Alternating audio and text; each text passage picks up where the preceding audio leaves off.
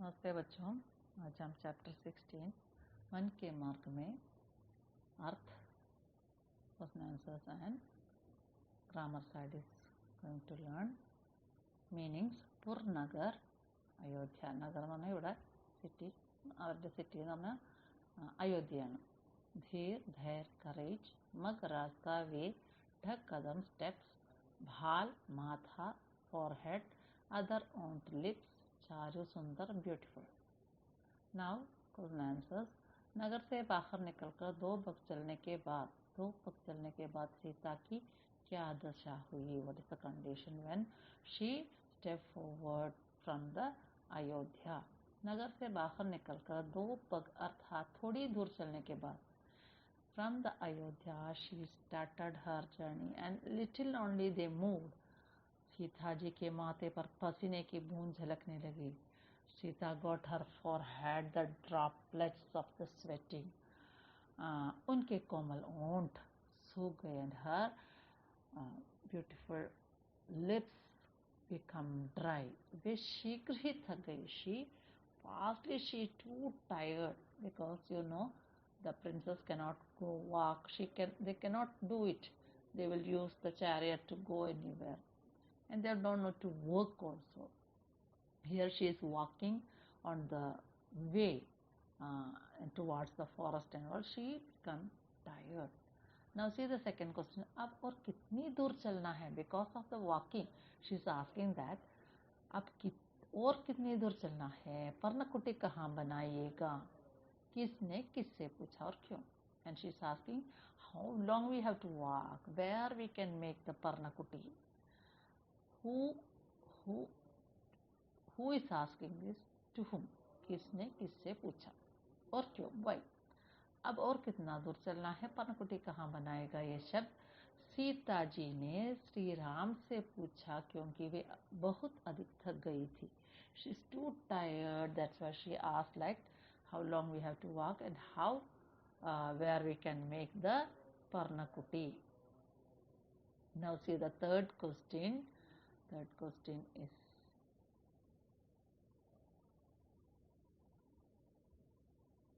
Third question is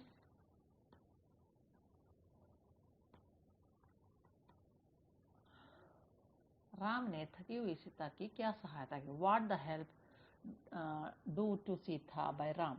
Ram ने जब देखा कि सीता थक चुकी है, Sita was too tired when this saw by Ram, तो वो देर तक बैठकर पैरों से कांटे निकालने का अभिनय करते रहे.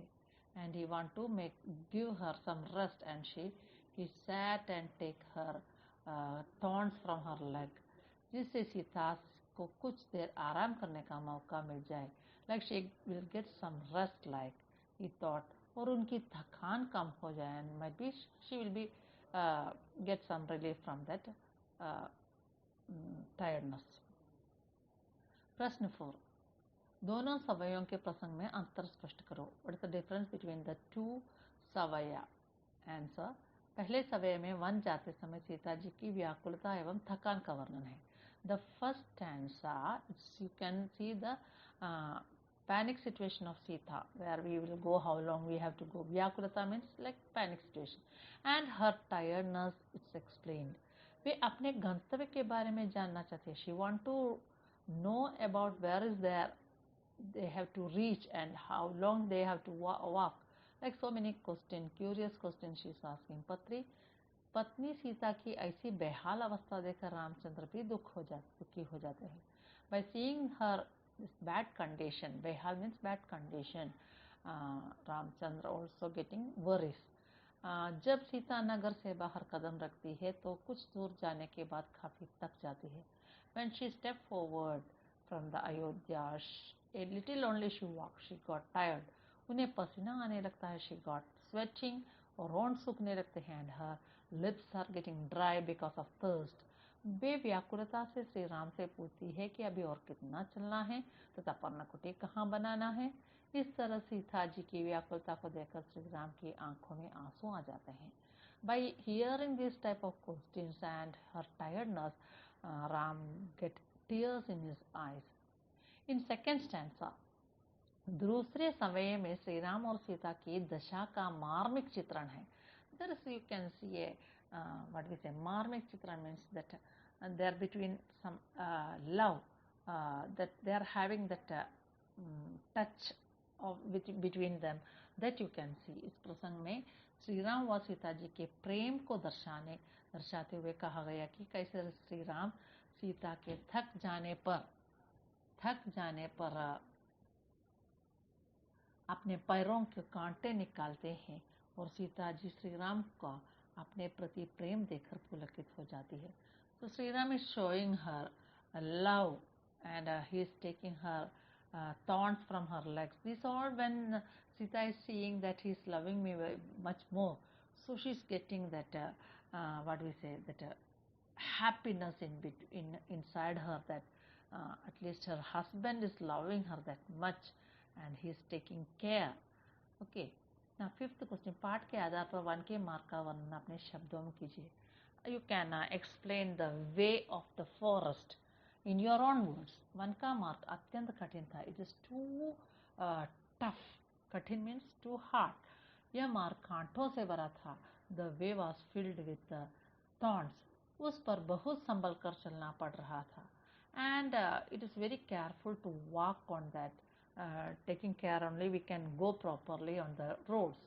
That much tough road. रहने के लिए कोई सुरक्षित स्थान नहीं था. And there is no safe place to live. रास्ते में खाने की वस्तुएं नहीं थी. And there is nothing to eat also on the way.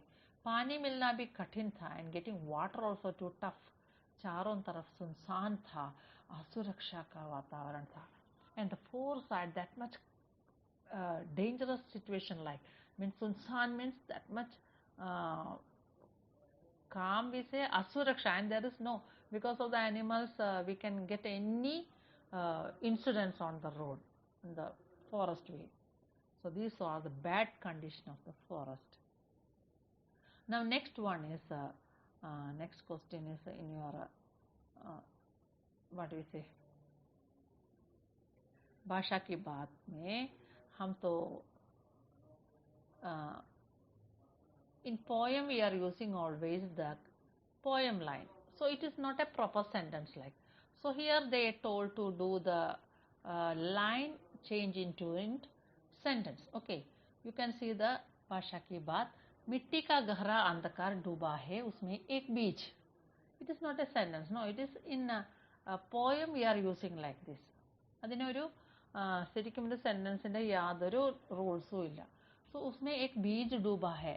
When you see the sentence, उसमें एक बीज डूबा है. जब हम किसी बात को कविता में कहते हैं तो वाक्य के शब्दों के क्रम में बदलाव आता है.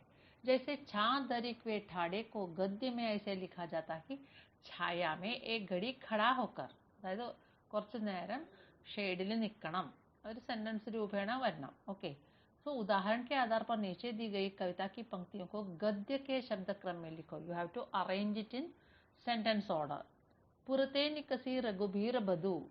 सी द आंसर इज सीताजी नगर से बाहर वन जाने के लिए निकली. She started towards the forest. Next see, पुट से सूख गए मधुरा दरवई. Because of thirst her lips got dry. मधुर होंठ सूख गए. The beautiful lips got dry. बैठे विलंब लव कंटक काटे. कुछ समय तक श्री राम ने आराम किए और अपने पैरों से देर तक कांटे निकालते रहे. See, the sentence is big. When it come into poem, it is, see, small like बैठे विलंब लव कंटक काटे. Okay, he plucked the thorn from her leg by sitting. അത് സെന്റൻസിൽ വന്നപ്പോഴേക്കും നിങ്ങൾക്ക് മനസ്സിലാവും. पर्णकुटी करिहो कित है. पत्तों की कुटिया अर्थात पर्णकुटी कहाँ बनाएगी. ഇതാണ് അടുത്ത വരണം. This much only I selected here the grammar side, and you can clear your doubt in your Google Meet. Hear the video, audio, and understand and note the doubts with your book or rough book and clear your doubts in Meet. Okay, thank you children. Take care. Bye bye. This is the last lesson that you are learning for this Vasant Bhag 6. And take care children. Bye.